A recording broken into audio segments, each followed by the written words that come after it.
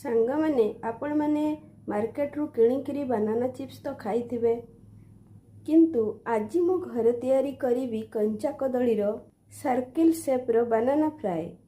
ତ ପ୍ରଥମେ ମୁଁ କଦଳୀକୁ ଏଇଭଳିଆ ସେପ୍ରେ କାଟି ମସଲା ଫସଲା ଲୁଣ ହଳଦୀ ଦେଇକରି ବଏଲ୍ କରି ଅଲରେଡ଼ି ସାରିଛି। ତାପରେ ମୁଁ ଗରମ ତାୱାରେ ତେଲ ପକାଇ ଦେଇ ସେଠି ଏ କଦଳୀକୁ ମୁଁ ଛାଡ଼ିଦେଲି। ତ ଫ୍ରାଏ ବର୍ତ୍ତମାନ ଚାଲିଛି। ଯେହେତୁ ଏଟା ଅଳ୍ପ ତେଲ ମସଲାରେ ହେଉଛି, ଦେହ ପାଇଁ ମଧ୍ୟ ବହୁତ ଭଲ ଏବଂ ପାଟିକୁ ସ୍ୱାଦିଷ୍ଟ ମଧ୍ୟ।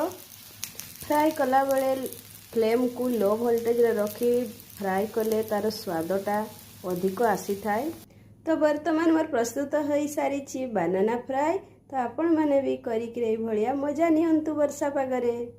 ସାଙ୍ଗମାନେ ଆପଣମାନେ ମାର୍କେଟରୁ କିଣିକିରି ବାନାନା ଚିପ୍ସ ତ ଖାଇଥିବେ, କିନ୍ତୁ ଆଜି ମୁଁ ଘରେ ତିଆରି କରିବି କଞ୍ଚା କଦଳୀର ସାର୍କିଲ୍ ସେପ୍ର ବାନାନା ଫ୍ରାଏ।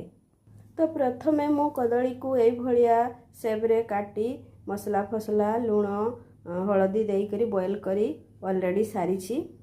ତାପରେ ମୁଁ ଗରମ ତାୱାରେ ତେଲ ପକାଇ ଦେଇ ସେଠି ଏ କଦଳୀକୁ ମୁଁ ଛାଡ଼ିଦେଲି। ତ ଫ୍ରାଏ ବର୍ତ୍ତମାନ ଚାଲିଛି। ଯେହେତୁ ଏଟା ଅଳ୍ପ ତେଲ ମସଲାରେ ହେଉଛି, ଦେହ ପାଇଁ ମଧ୍ୟ ବହୁତ ଭଲ ଏବଂ ପାଟିକୁ ସ୍ୱାଦିଷ୍ଟ ମଧ୍ୟ। ଫ୍ରାଏ କଲାବେଳେ ଫ୍ଲେମ୍କୁ ଲୋ ଭୋଲ୍ଟେଜରେ ରଖି ଫ୍ରାଏ କଲେ ତାର ସ୍ୱାଦଟା ଅଧିକ ଆସିଥାଏ।